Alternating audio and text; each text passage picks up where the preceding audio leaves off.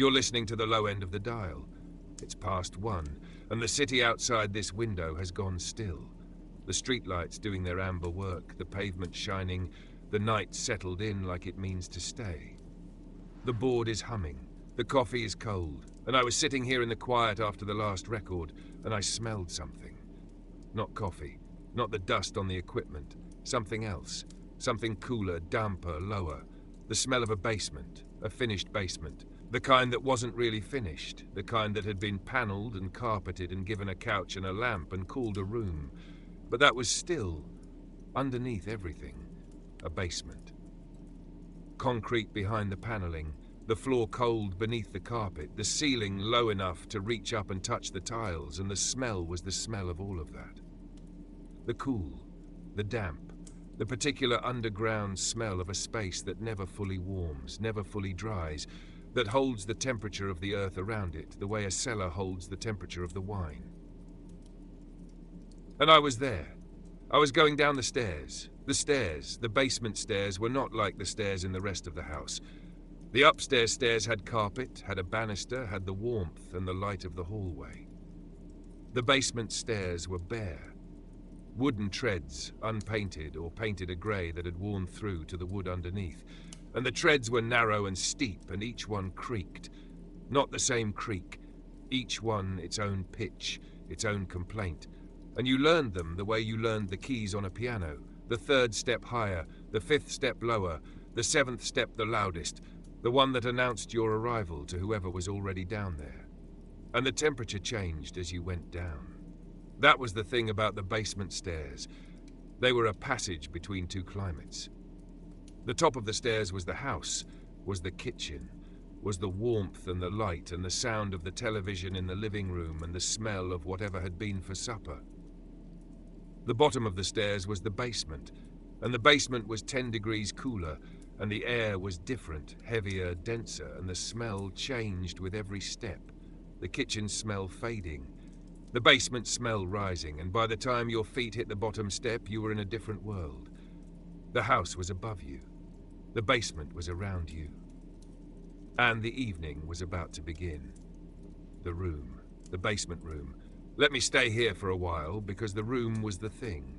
The room was the world, and the room had been claimed. Not officially.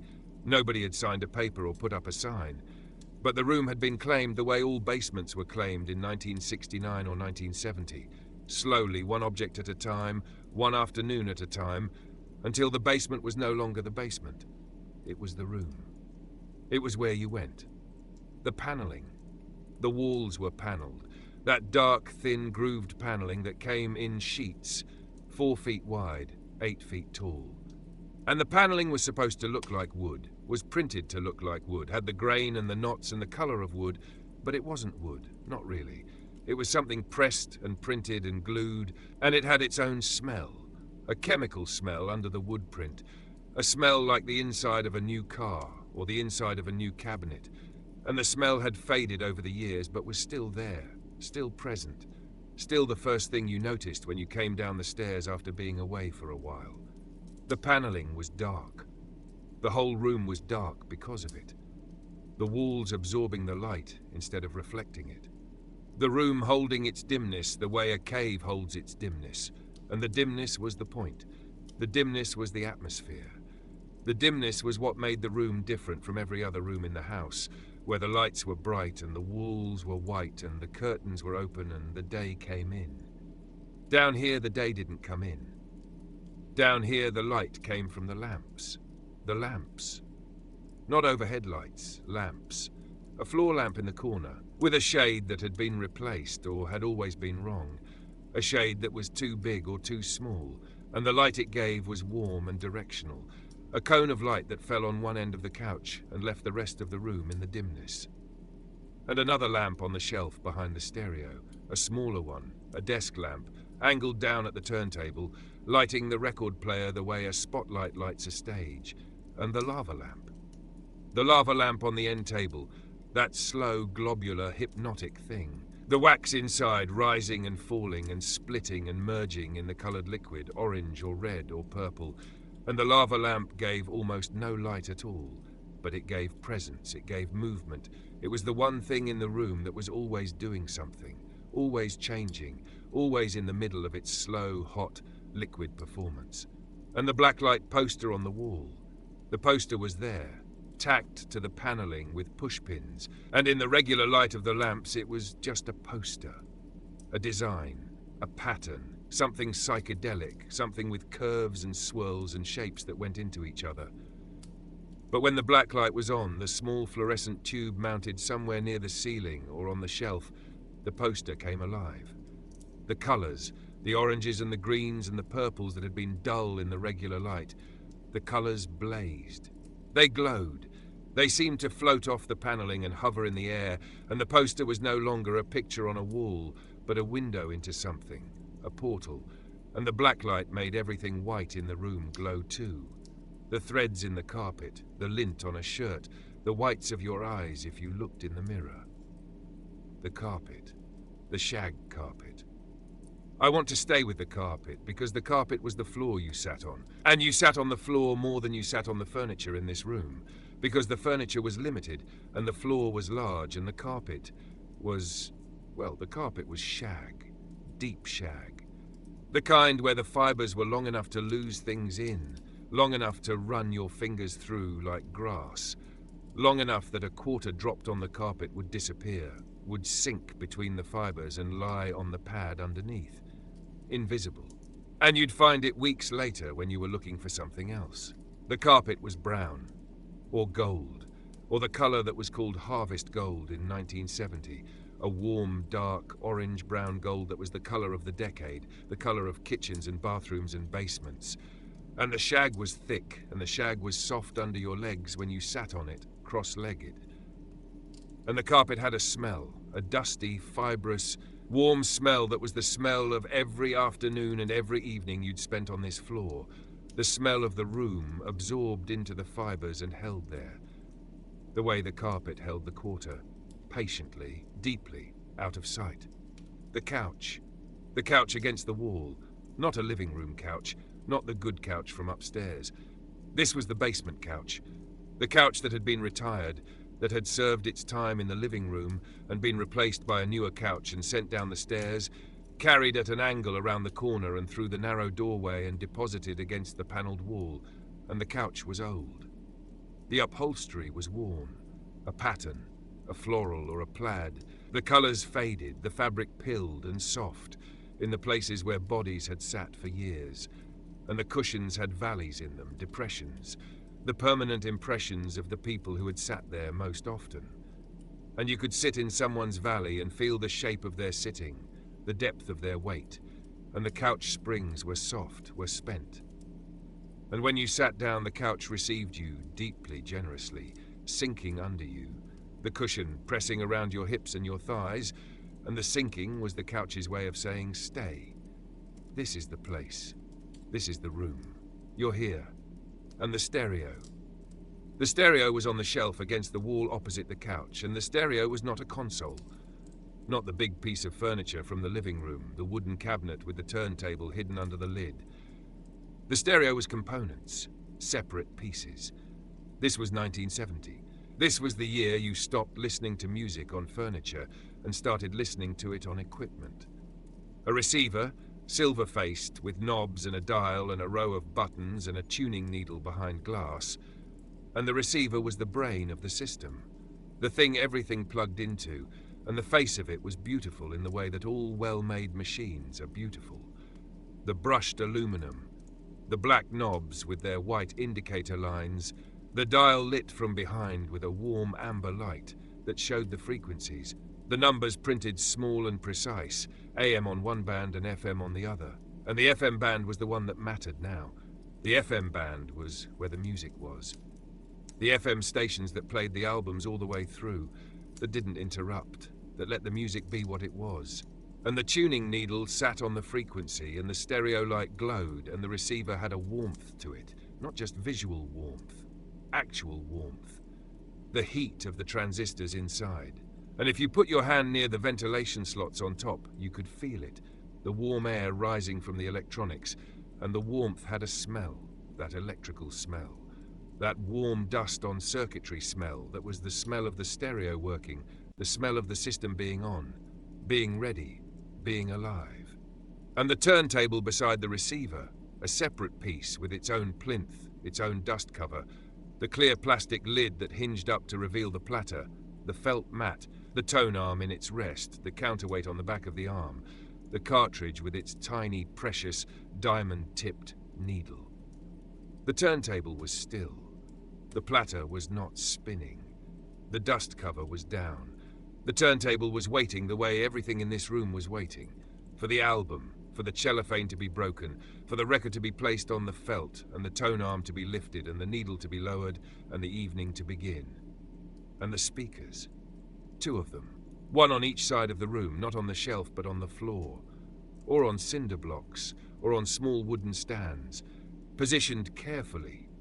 Not just set down, but positioned, angled slightly inward, aimed at the center of the room, at the space between the couch and the wall where the sound would meet, where the stereo image would form, where the left channel and the right channel would overlap, and the music would become 3-dimensional, would become a room inside the room. The speakers were wooden boxes with cloth fronts, and the cloth was brown or black, stretched over the speaker cones, and the cloth vibrated when the music played, vibrated visibly, the fabric pulsing with the bass, trembling with the treble. And you could put your hand on the cloth and feel the music in your palm, feel the bass in your wrist, feel the low notes travel up your arm, the way the cold of the nails traveled up your fingers in the hardware store bin. And on the shelf, between the receiver and the turntable, leaning against the wall, records. A row of records, their spines facing out, the titles visible, the albums that lived in this room, the collection that had been assembled over months, over years, 1 record at a time, bought or traded or borrowed and never returned. And the records leaned against each other in a long, dense cardboard row, and you could flip through them the way you flipped through the bins at the record store, front to back, the sleeves sliding against each other with that soft cardboard-on-cardboard clacking, each one a different cover, a different world, a different afternoon or evening spent in this room. And the spines were worn. The spines of the most played albums were soft at the edges. The cardboard rounded from being pulled out and pushed back in, pulled out and pushed back in, and the lettering on the spines was fading, the gold letters going dull, the white letters going grey, and you could tell which albums were played most by the wear on the spine, the way you could tell which books in a library were read most by the softness of their covers. And the albums at the front of the row, the ones that were easiest to reach, were the ones that were played last, and the albums at the back were the ones that hadn't been pulled in a while, that were waiting, patient, their grooves holding the music the way a well holds water, ready, undiminished, the songs inside them as whole and as present as the day they were pressed. And the room smelled like the records, not just the basement smell, not just the paneling and the carpet and the dampness, but the records, the cardboard of the sleeves and the vinyl of the discs, and the paper of the inner sleeves, and the ink of the liner notes, all of it contributing its own layer to the air of the room, a dry, papery, chemical-specific smell that was the smell of a record collection, the smell of music made physical, made object, made something you could hold and store and stack and smell. The people. There were people here tonight, not many. 4, maybe 5. They were on the couch, 2 of them, sunk into the valleys of the cushions, their weight tilting toward each other in the middle where the couch sagged most. And on the floor, 2 more, on the shag carpet, cross-legged or stretched out, backs against the wall or against the front of the couch, and the carpet was under them and the paneling was behind them and the room was around them, and they were warm. The room was warmer than a room with 1 person in it. The room had the temperature of 5 bodies breathing in a low-ceilinged, closed-windowed, underground space, and the warmth mixed with the warmth from the stereo, and the warmth from the lava lamp, and the warmth from the single-floor lamp in the corner. And the room was held, was contained, was a small, warm, dim, carpeted, panelled world underneath the house, underneath the evening, underneath everything. And the breathing. The breathing of people in a small room, not loud, not individual, collective. A sound that was under every other sound, a rhythm that was slower than the music would be, slower than conversation, the rhythm of 5 people at rest in a space they knew, a space where the body relaxed and the shoulders dropped and the breathing deepened, without anyone deciding to breathe deeper. The room breathed. The people in the room were the lungs of the room, and the room breathed through them, slowly, steadily, the way the house above breathed through its furnace ducts and its open windows. And the breathing was part of the warmth, and the warmth was part of the room, and the room was ready. And on the shelf, in front of the row of records, in a paper bag from the record store. The bag itself a souvenir, the bag with the store's name printed on it in blocky letters. The bag that you'd carried home that afternoon on the bus or on your bicycle, or just in your hand, walking. The weight of the album in the bag swinging gently with your stride, the cardboard corner of the sleeve pressing against the paper, and you hadn't opened it. You could have opened it at the store. You could have opened it on the bus. You could have opened it in your room alone and listened to it by yourself, on the small record player, the portable one, the one with the built-in speaker and the suitcase lid. But you didn't. You brought it here. You brought it to the basement. Because some albums were not for listening alone. Some albums were for this, for the room, for the stereo, for the couch and the carpet and the people and the evening, and this album was one of those. You'd been waiting for it. They'd all been waiting for it.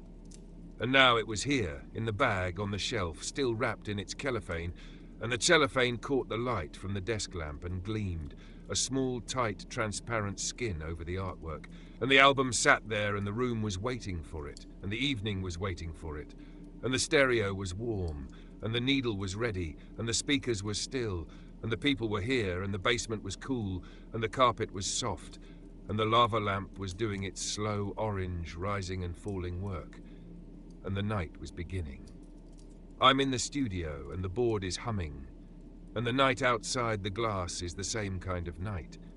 Late, still, warm in its own way, the way a room is warm when something is about to happen, when the record is still in the bag and the cellophane hasn't been broken and the first note hasn't been played and the evening is all potential, all waiting, all the quiet before the sound. I've got a record for you. Something that sounds like the bottom of the stairs. Something cool and dim and underground. Something that hums with the warmth of electronics and the warmth of bodies and the slow, patient glow of a lava lamp in a dark room. Something that hasn't started yet. Something that's about to. Here it comes. Let it descend. That one had warmth in it. The kind of warmth that comes from underneath. From the bass, from the low end, from the place where the music lives in the floor and the walls instead of the air. I felt that one in the couch cushion. I felt it in the carpet. I felt it the way you feel a furnace come on in the middle of the night. Not the heat itself, but the hum of the heat, the vibration of it, the promise that the warmth is on its way. The board is humming, the stupid bin its night. And I'm in the basement. Still in the basement. The stairs behind me, the house above me, the paneling and the carpet, and the lava lamp and the couch and the people, the warmth of the people, the breathing of the room. And the album is on the shelf, in the bag, still wrapped, and it's time. A hand reached for the bag. Not my hand, someone else's, someone on the floor near the shelf, someone whose arm extended and whose fingers closed around the paper and drew the bag toward them, and the bag crinkled, that paper bag crinkled, and the bag was open, and the album was out. The album in someone's hands. And the first thing, before the cellophane, before the opening, before the record inside, the first thing was the cover. The cover. I want to stay with the cover. Because in 1970, the album cover was not packaging. The album cover was art. The album cover was a 12-inch square of cardboard that someone had designed, had painted, had photographed, had labored over, and the cover was the first experience of the album, the first contact, the visual overture, and you held it in both hands, and you looked at it the way you'd look at a painting in a museum, if the museum let you hold the painting in your lap. And this cover, whatever it was, Whatever the image, whatever the design, this cover was new. Nobody in this room had seen it before, except on a poster in the record store window or in a small black and white advertisement in the back of a magazine. And now it was here, full size, 12 inches by 12 inches, the colors saturated, the detail visible, the whole thing present and physical, and in the room, and the hands held it and the eyes took it in, and the cover was passed. Passed around, that was the ritual. The cover was passed from one set of hands to the next, around the room, from the floor to the couch to the floor again. And each person held it for a moment, 10 seconds, 20, and looked at it, studied it, turned it over, looked at the back, and the back had its own information, its own density. The track listing, the names of the songs, printed in a column, and the names were new, were unknown, were small mysteries that the music would solve in the next 40 minutes. And the credits. The musicians, the engineers, the studio, the producer, the thank yous in small type at the bottom, a whole world of names and places that you didn't know but that you read anyway, the way you read the names on a monument, slowly, giving each one its moment. And the photograph on the back, if there was a photograph, the band, or the singer, or just a scene, a room, a landscape, something that was supposed to tell you something about the music inside. And the photograph was studied the way the front cover was studied, with attention, with patience, with the particular focus of someone who is about to hear something for the first time and wants every piece of information the object will give before the sound begins. And the cardboard. The cardboard of the cover had a weight, not heavy but present, a stiffness, a solidity, the cardboard thick enough to protect the record inside, thick enough to stand up on its own when you leaned it against the wall. And the surface of the cardboard was smooth, a coated surface, a glossy or matte finish, and the glossy ones caught the light from the desk lamp and the lava lamp and reflected it in a soft, warm sheen, and the matte ones absorbed the light and gave you the colors without the shine, deeper, quieter, and you could tell by touch which kind of cover you were holding. The fingertips reading the surface the way they read the shag of the carpet. And the cover had a smell. The smell of new cardboard and fresh ink, and the particular chemical clean smell of something that had just been manufactured, that had just come from the pressing plant, that had been inside its cellophane since the day it was made, sealed, preserved, and the smell was the smell of newness, the smell of something that had never been played. The cellophane came off. Someone, the same hands or different hands, the cover having been returned to the person who bought it. Someone found the edge of the cellophane, the seam, the place where it could be started, and a fingernail slid under it and the cellophane split and the tearing began. A slow, crackling, satisfying sound, the sound of plastic separating from cardboard, the adhesive releasing, and the cellophane came away in one piece or in strips, depending on the patience and the fingernail and the angle, and the cellophane was crumpled and set aside, a small, clear, crushed ball of plastic on the carpet, and the album was unwrapped. The album was open, and the inner sleeve slid out. The hand tilted the cover, and the inner sleeve slid from inside it, the way a letter slides from an envelope, and the inner sleeve was white paper, or printed paper. Sometimes the inner sleeve had lyrics on it, printed small covering both sides, and the lyrics were another piece of the ritual, another layer, another thing to read and study and hold while the music played. And the inner sleeve held the record, and the record was slid from the inner sleeve, and the record was in the hands. The record, the vinyl, black and heavy and gleaming in the light from the desk lamp, the surface catching the amber glow of the receiver dial and the orange pulse of the lava lamp, and the record was beautiful. Not decoratively, functionally. The beauty of a thing that is exactly what it needs to be and nothing more. The grooves were visible, concentric circles, tightly packed, spiraling inward from the edge to the label, and the grooves caught the light at different angles and threw it back in shifting bands of color, rainbow bands, iridescent, the spectrum living in the surface of the vinyl, visible only when the light was right, when the angle was right, and the grooves were the music. The grooves were the songs.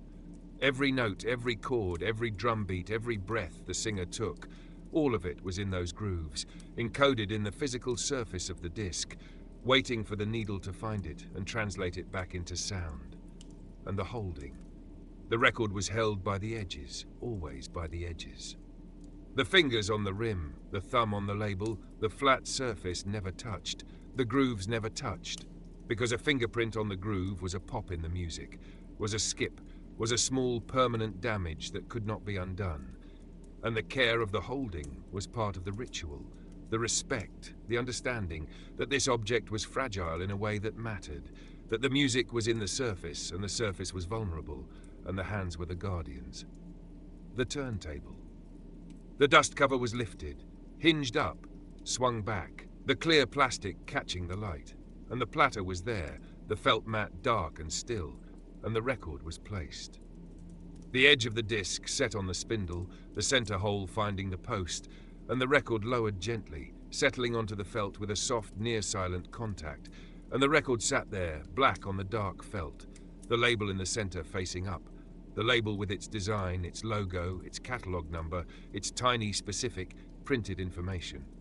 And the record was on the turntable, and the turntable was still, and the room was still, and the breathing was the only sound. And the switch. Someone pressed the switch or moved the lever, and the platter began to turn. Slowly at first. The motor engaging, the platter gaining speed, the record on the felt beginning its rotation, 33, and a third revolutions per minute, the speed of an album, the speed of a long-playing record, and the rotation was smooth, was constant, was the spinning that would continue for the next 20 minutes without pause, without variation. The platter turning at the same speed, whether the song was fast or slow, loud or soft, and the turning was hypnotic if you watched it. The labels spinning, the grooves becoming a blur, the rainbow bands shifting and flowing like oil on water. And the tone arm. A hand lifted the tone arm from its rest. The arm was light, was balanced, was counterweighted, and the hand guided it toward the edge of the record, toward the outer groove, the lead-in groove, the first groove, and the arm hovered, held above the surface by the hand, the needle pointing down, the diamond tip a fraction of an inch from the vinyl, from the music, from the first note of the first song, and the hand lowered. The needle touched the vinyl. And the sound began. The pop, the hiss, the surface noise that was the overture, the introduction, the sound of the needle reading the groove before the groove had anything to say, the sound of the vinyl itself, its texture, its microscopic landscape of dust and static, and the faint, warm, continuous hiss that was the sound of analog, the sound of the physical, the sound of music that existed in a thing you could hold. And then the first note, the first sound that was not surface noise but music. And the first note filled the room. It filled the room, the way warm water fills a bathtub. From the bottom up. The bass first, the low end reaching the floor and the walls and the carpet before the mid-range and the treble arrived. And the room was full of it.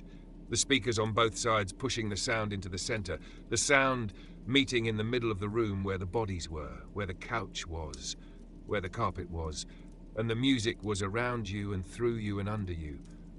And the room that had been quiet, that had been breathing, waiting, holding its silence like a held breath, the room exhaled, and the exhale was the music, and the music was the evening, and the evening had begun.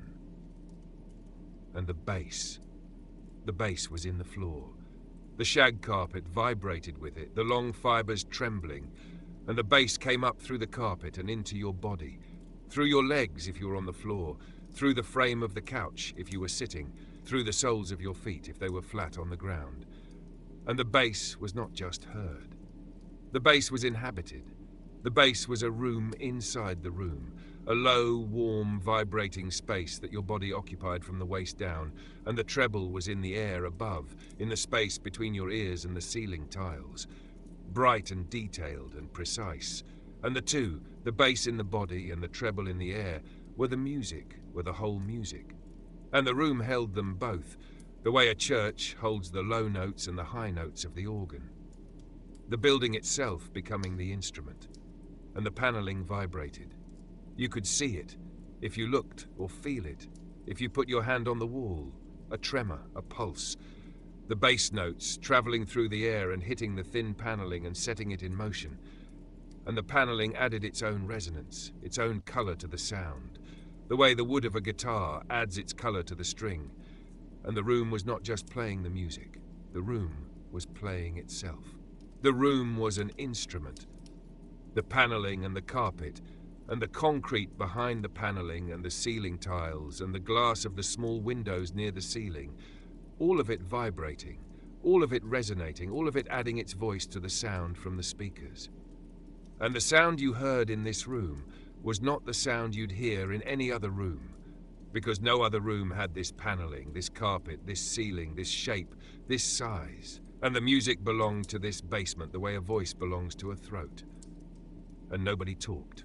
That was the rule, not a spoken rule, not a rule anyone had stated or agreed to, but a rule that the room enforced, that the music enforced, that the first note of the first song on a new album enforced the way a raised curtain enforces silence in a theatre. The music was playing. The album was new. Nobody had heard this before, and the hearing was the thing.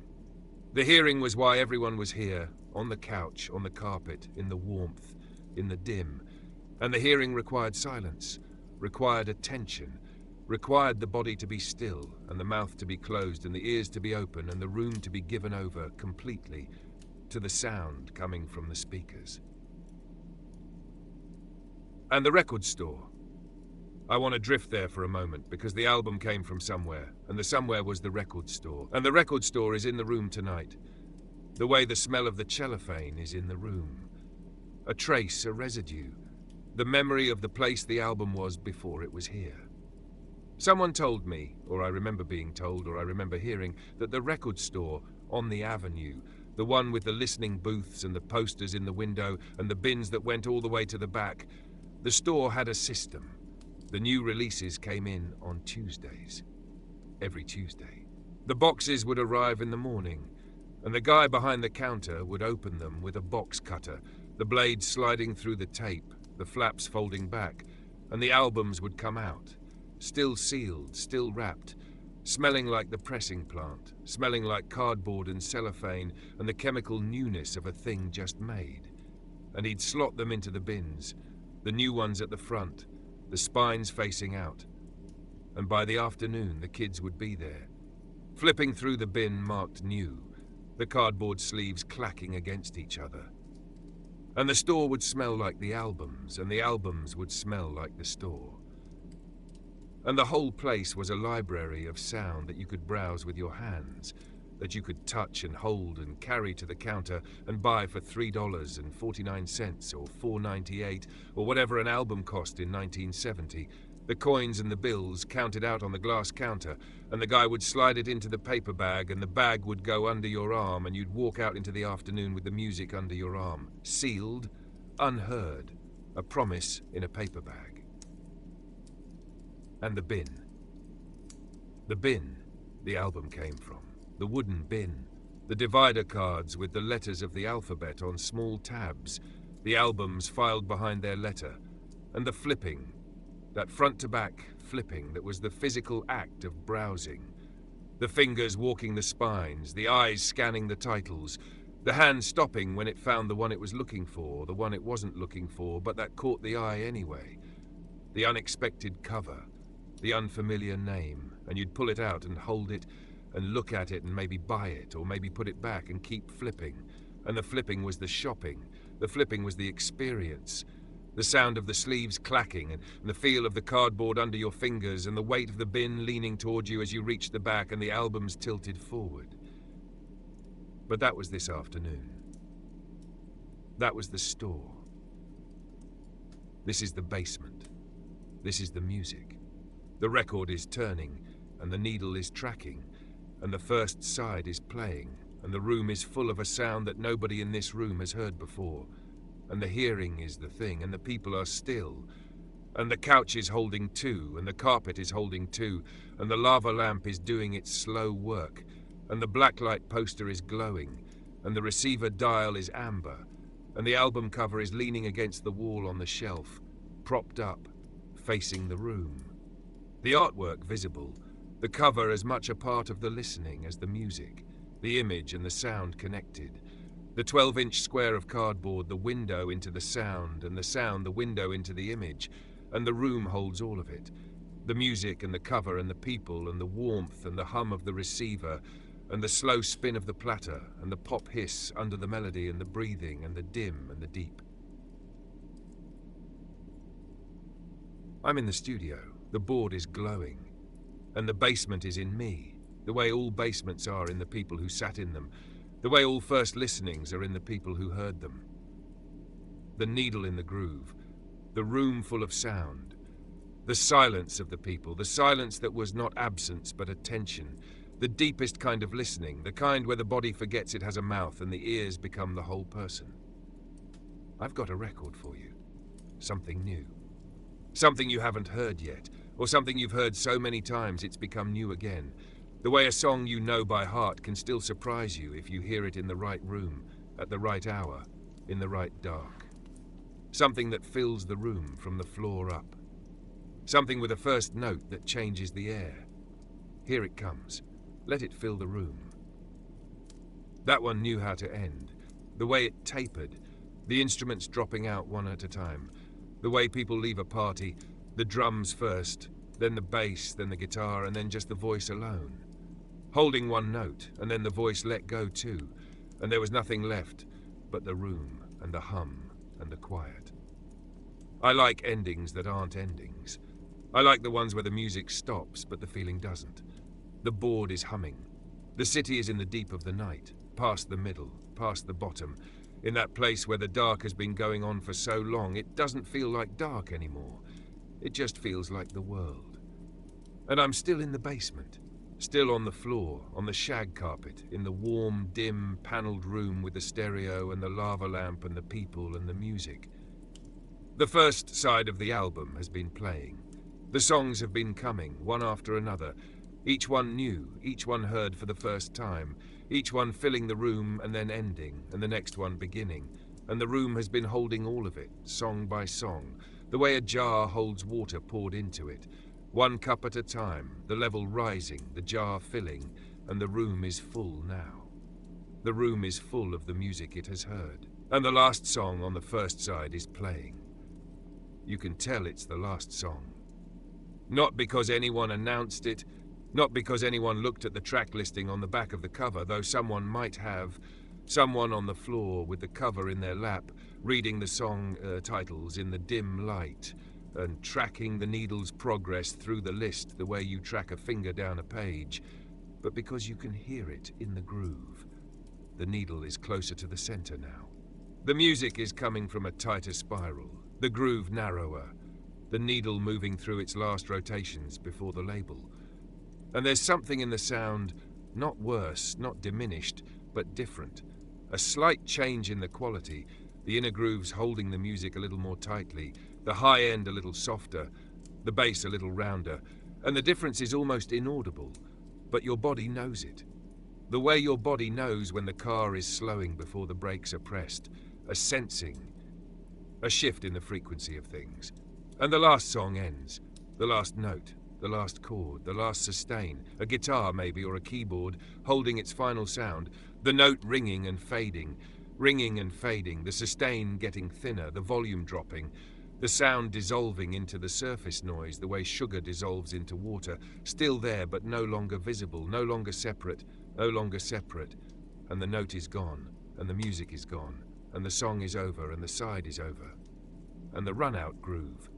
The needle reaches the end of the last groove, the end of the spiral, and the groove becomes a circle, a locked groove, a closed loop, and the needle goes around and around in this circle, and the sound it makes is the sound of the end.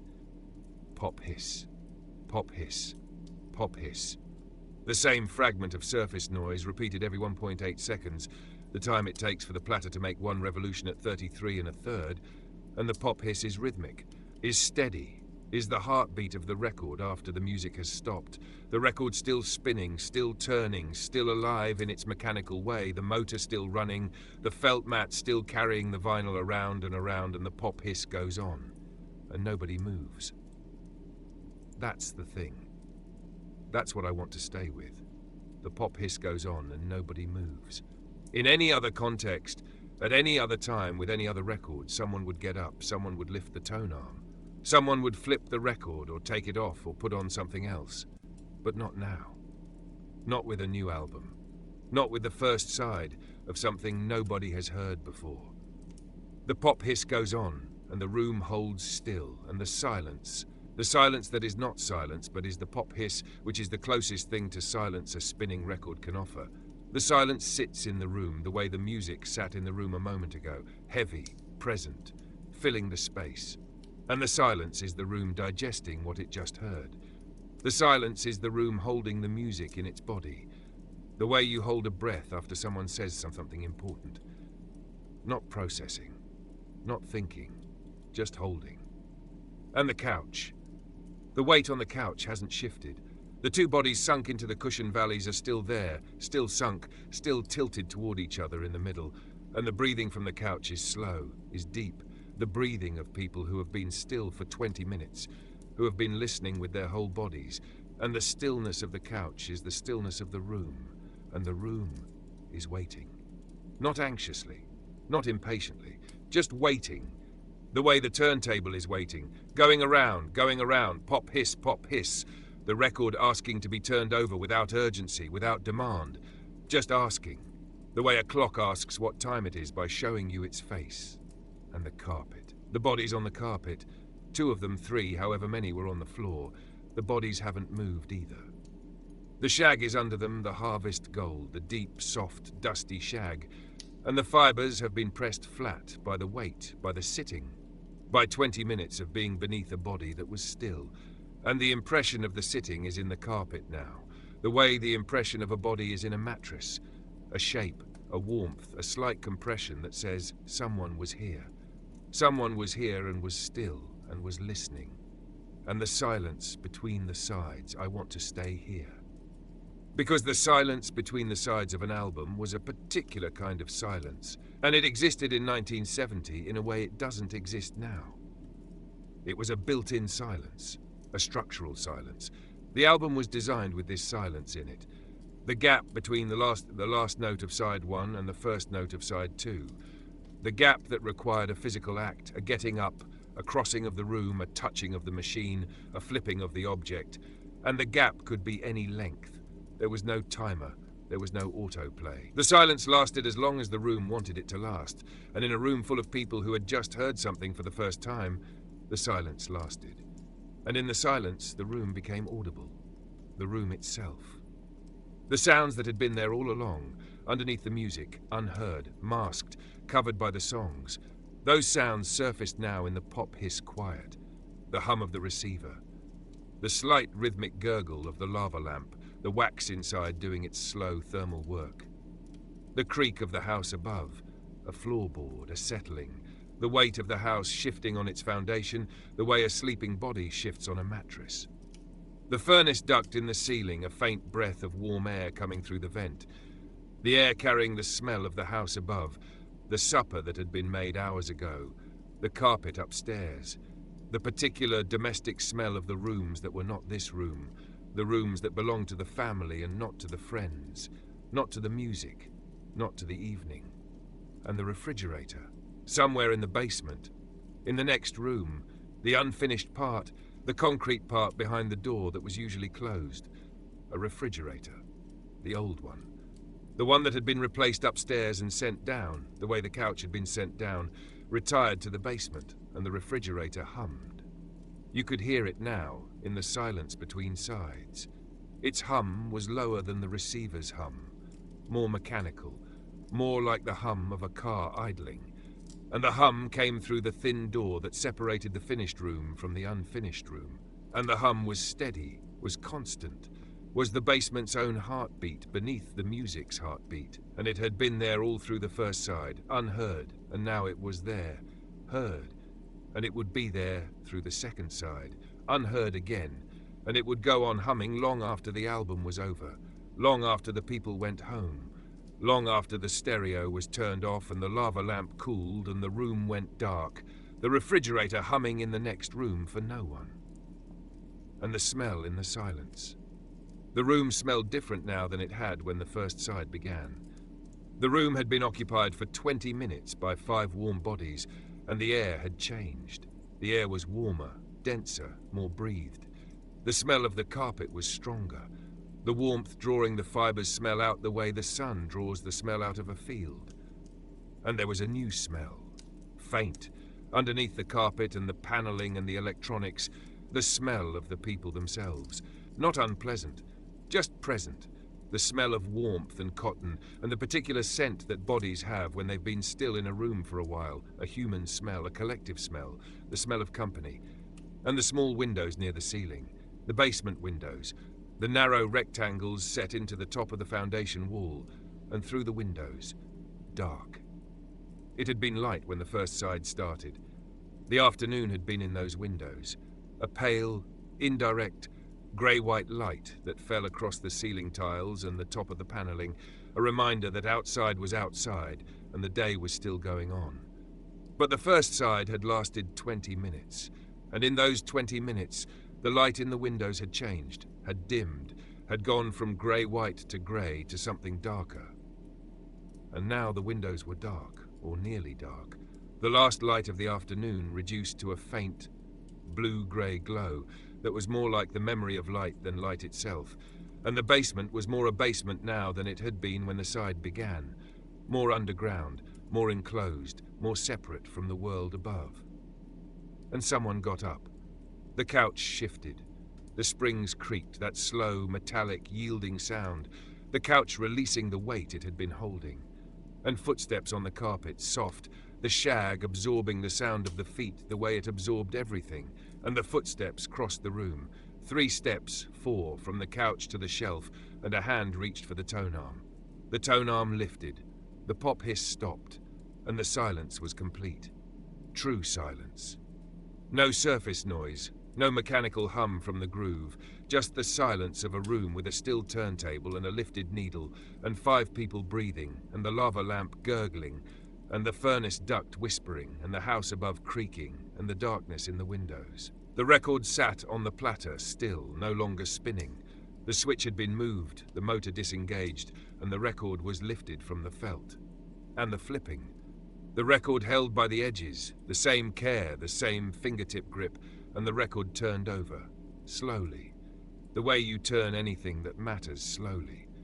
The vinyl passing through the light from the desk lamp, the surface catching the amber glow, the grooves on the played side showing their journey. The outer groove wider, the inner groove tighter, the whole side a map of the 20 minutes just heard, the spiral tightening toward the center like a story tightening toward its end. And then the other side, the unplayed side, the fresh side, the grooves wide and even and untouched by this needle, and the B-side label was different from the A-side label. The same design, but different information, different song titles printed in that small, precise type. And the titles were names you hadn't heard yet, songs you hadn't met yet, and the B-side was unknown territory, was the second half of the journey, was the part of the album that the artist had placed second, that was meant to be heard after the pause, after the getting up, after the flipping, after the silence, and the felt. The record was placed back on the felt, the B-side up, and the felt received it the way it had received the A-side, softly, quietly, the dark mat and the dark vinyl meeting, and the record settled, and the label was centered, and the spindle post came through the center hole, and the record was home again, on the platter, in the turntable, ready. The record was placed back on the felt. The switch was moved. The platter began to turn. The tone arm was lifted, guided, hovered over the outer groove of the B-side and lowered. Pop. Hiss, the lead-in groove. The needle reading the empty spiral, the vinyl speaking its pre-music language of static and surface and anticipation. And the first note of the B-side. Different from the first note of the A-side, of course it was different, it was a different song, but different in the way it entered the room. The A-side had entered a room that was waiting, that was anxious, that was new to the album and new to the sound. The B-side entered a room that was settled, that had heard, that knew now what the speakers sounded like when they played this album, what the bass did to the carpet, what the mid-range did to the paneling, and the room received the B-side the way a bed receives a body for the second time. Familiar, adjusted, shaped to fit. And the record store. I want to drift there one more time. Not the store where this album was bought, I visited that one already. The bins, the Tuesday deliveries, the guy with the box cutter. Another store. A store I heard about. I think someone mentioned it or I read it somewhere. A small item. The kind of thing you notice and then forget and then remember at 2 in the morning in a studio with a cold cup of coffee. A record store in the next town. Not a big store. The kind with the narrow aisles and the hand-lettered signs above the bins and the listening booth in the back with the smudged glass. They closed it. Sometime last year. And I heard someone said that when they closed it, the bins were still full. They didn't empty the bins. They didn't box up the records and ship them somewhere. They just locked the door and left.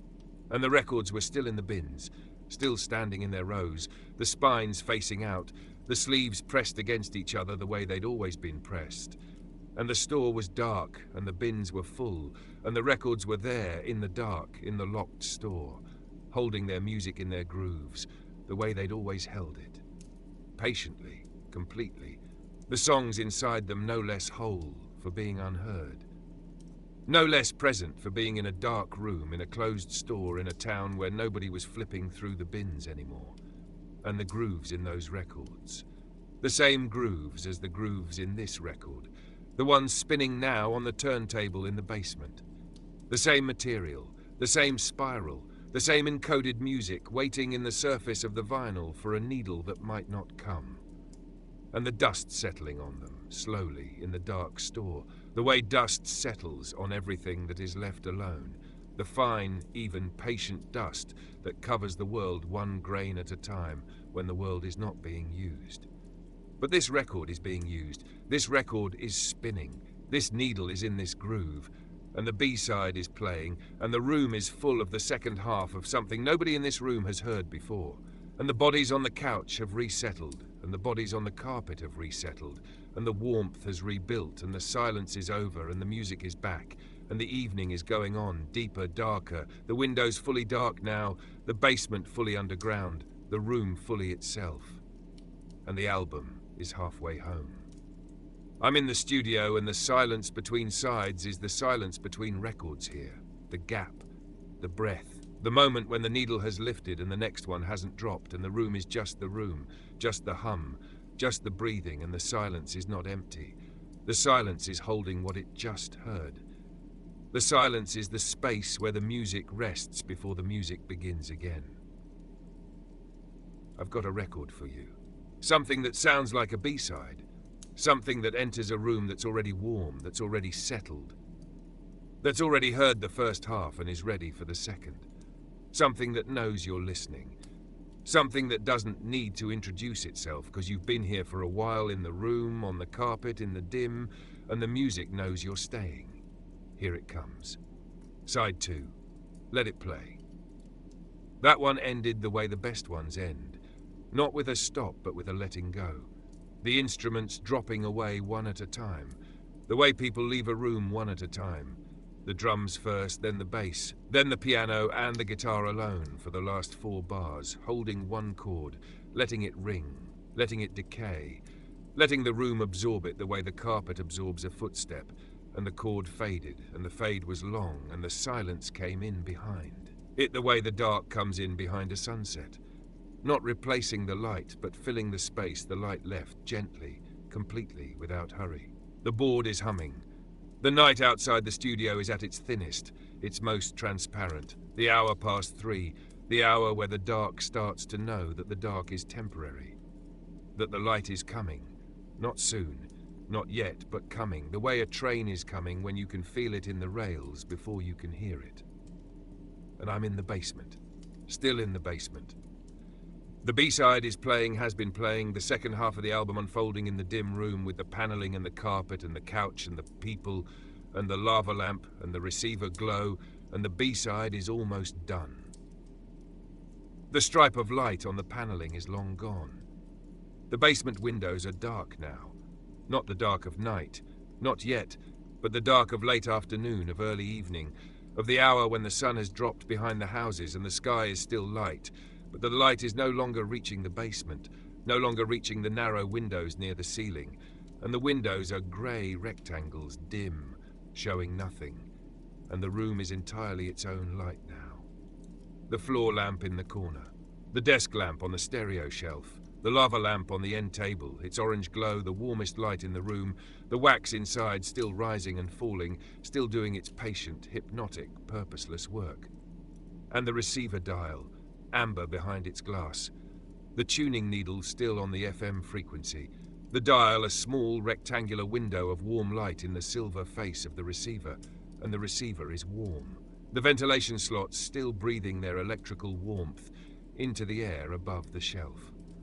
And the room smells different now. Not a different smell, a deeper version of the same smell. The basement smell has been cooked by the evening, by the hours of closed windows and warm bodies and warm electronics, and the smell is richer, denser, more itself. The shag carpet, warmed by the bodies on it, the vinyl of the record sleeve leaning against the wall, the cardboard exhaling its inks, the faint, residual, almost gone cellophane smell from the wrapping that was crumpled and set aside 2 sides ago, the warm dust on the receiver, the wax of the lava lamp, a faint, sweet, chemical warmth. And underneath all of it, the permanent smell, the foundation smell, the concrete behind the paneling, the earth behind the concrete, the basement being what a basement is, which is a room in the ground, a room carved into the earth, a room that never fully forgets that it is underground. And the people are still here. The people have been here for the whole album, 40 minutes now, maybe 45, and the people are changed the way the room is changed, not different, deeper. The bodies on the couch have merged with the couch. The cushions and the bodies are one thing now, one shape, the distinction between the person and the furniture blurred by time and stillness and the warmth they've shared. And on the floor, the bodies on the carpet have gone heavy, have gone slack, the cross-legged position abandoned in favor of something lower, something more horizontal. A body stretched out, the head on the carpet, the shag fibers against the cheek, the ear pressed to the floor, and through the floor the bass of the music coming up. The bass felt as much as heard, the low notes transmitted through the concrete and the pad and the carpet and into the skull, and the music was inside you. The music was in the bone, and the body on the carpet was as close to the music as a body could get. And the breathing. The breathing in the room was the slowest it had been all evening. Slow and deep even. The breathing of people who have been carried for 40 minutes, whose minds have gone wherever the music took them and haven't come back, whose bodies are warm and heavy and still, and whose eyes may be closed, some of them, not all, but some, the eyes closed not because they're sleeping, but because the seeing is no longer needed. The hearing is enough, the feeling is enough. The warmth of the room and the weight of the body on the carpet and the sound of the album in the last minutes of the last side is enough. And the eyes close because closing them is a way of going further into the music, a way of removing the last distraction, the last sense that isn't the ears, and in the dark behind the eyelids the music is everything. The last song. The last song on the B-side, the last song on the album, and the last song is playing now. And the last song has a quality that last songs have, not louder, not faster, not more dramatic, but more final, more aware of its own ending, the way the last page of a book is aware of its own ending. And the song is beautiful in the way that endings are beautiful. Not because they're over, but because they're still happening. Because the ending is still the song, the ending is still the music, and the music is still the room, and the room is still the evening, and the evening is still here.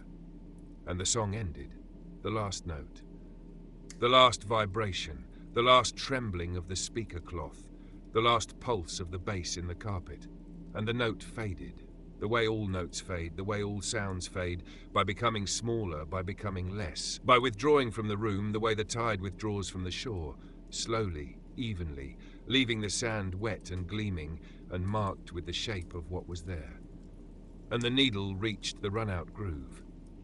Again, the second run-out groove, the final one, the one at the center of the B-side, and the sound was the same as the first time. Pop hiss, pop hiss, pop hiss. But the feeling was different. The first run-out groove had been a pause, a between, a doorway to the second side. This run-out groove was an ending, not a door, a wall. There was no side 3. There was no more music. There was only the groove going around and around, pop hiss, the needle tracing its circle, the platter turning the album over, and nobody got up, nobody reached for the tone arm, nobody lifted the needle. The run-out groove went on, pop hiss, and the room let it. The room accepted the pop hiss the way it had accepted the music, as a sound, as a presence, as a thing to be heard, and the pop hiss was the album's last voice, the album's epilogue, and the room was in no hurry to silence it. And the not getting up was the thing. The not getting up was the truest response to the album, because getting up would mean the album was over, would mean the evening had moved to its next phase, would mean the listening was done and the talking could start and the room would become a room again, instead of what it had been for the last 45 minutes, which was a vessel, which was a container for sound, which was a space that had been given over entirely to the music, and that didn't want to be taken back yet. And so nobody got up, and the pop hiss went on. And the room held its breath, and then let it out slowly, and the letting out was not a sigh, but a settling, a deeper sinking. The couch going lower, the carpet going softer, the walls going closer, the room contracting gently around the people inside it, the way a hand contracts gently around something precious, not squeezing, just holding, just keeping. And what was in the room?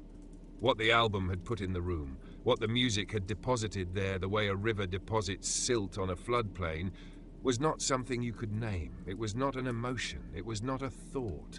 It was a temperature, a density, a quality in the air that was different from the air that had been there before the needle dropped, a richness, a fullness.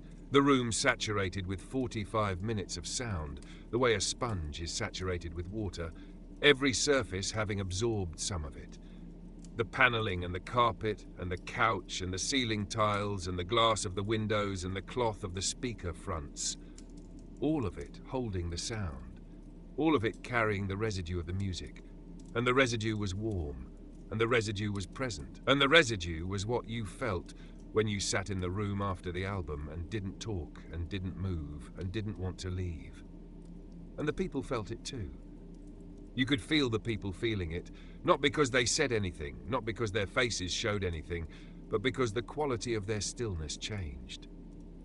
Before the album, the stillness had been anticipation. During the album, the stillness had been attention. Now the stillness was something else, completion, maybe, or satisfaction, or the particular rest that comes after a long swim, after a long meal, after anything that was continuous and absorbing, and that is now finished, and the body hasn't decided what to do next, and the not deciding is its own pleasure. And the pop hiss became the room. The way the music had become the room, the pop hiss became the room. The rhythm of it, regular, mechanical, faithful, joined the hum of the receiver and the bubbling of the lava lamp and the breathing of the people.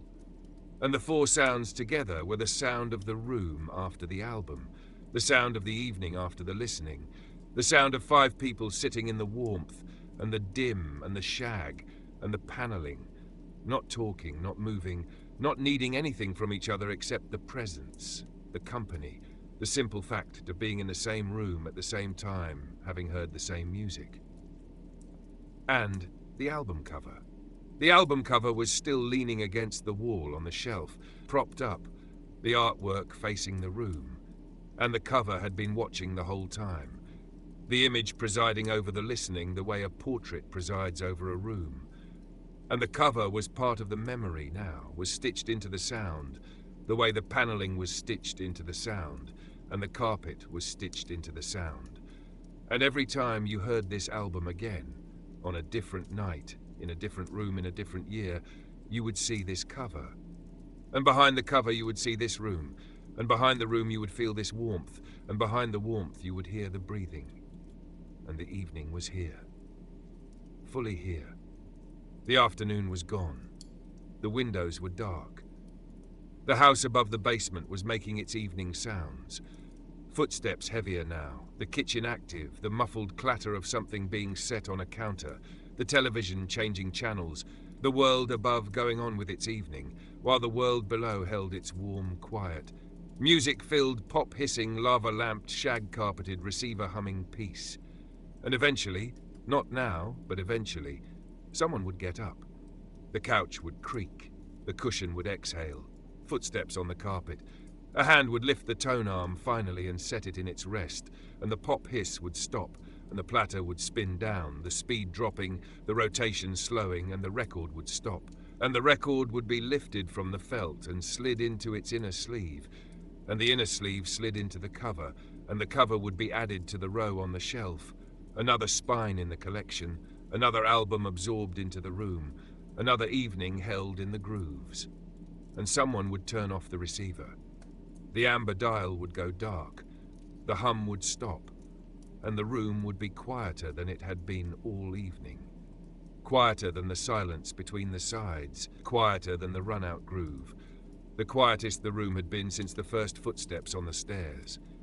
And the lava lamp would still be going, the orange glow the last light, the wax still rising and falling, and the room would hold the memory of the album, the way the grooves held the music, the way the carpet held the weight, the way the couch held the valleys, faithfully, deeply, for as long as the room existed. For as long as the paneling stood and the carpet lay and the shelf held the records and the receiver waited for the next hand to turn it on. And someone would go up the stairs. The creaking stairs, the steep stairs, each step its own pitch, its own complaint, and the temperature would change with every step. Warmer, the house warmer than the basement, the kitchen warmer than the stairs, and the smell would change. Dinner instead of carpet, the house instead of the underground. And you would stop maybe on the third step or the fifth and look back. Look back down the stairs, into the basement, and the basement would be dim, would be warm, would be glowing faintly with the lava lamp and the last of the evening, and the couch would be there with its valleys, and the carpet would be there with its warmth, and the shelf of records would be there with the new album added to the row, its spine facing out, one more title in the collection, and the room would be there, the room that had held the music and the people and the breathing and the pop hiss and the silence between the sides. And the room would be resting now, the way you rest after something large has happened, and the something large was just an album, just 45 minutes of sound from 2 speakers in a basement in 1970. But the room didn't know that. The room treated every album the same way. The room gave every album the same dim, warm, carpeted, panelled, lava-lamped attention. And the room would go on giving it, night after night, album after album, for as long as the stereo worked and the couch held and the stairs creaked and someone came down. And the door at the top would open, and the light from the kitchen would fall down the staircase and reach the basement for a moment. A bright, warm, intrusive rectangle of light on the far wall, and then the door would close, and the basement would be dark, and the lava lamp would be the last thing glowing, and the room would rest. I'm in the studio. The board is still humming. The night is still here, but thinning, and I can feel the morning out there, past the buildings, past the streetlights, past the amber, coming toward us the way the B-side comes after the A-side. Inevitable, unhurried, waiting its turn. And the basement is down there. The basement is always down there, underneath everything.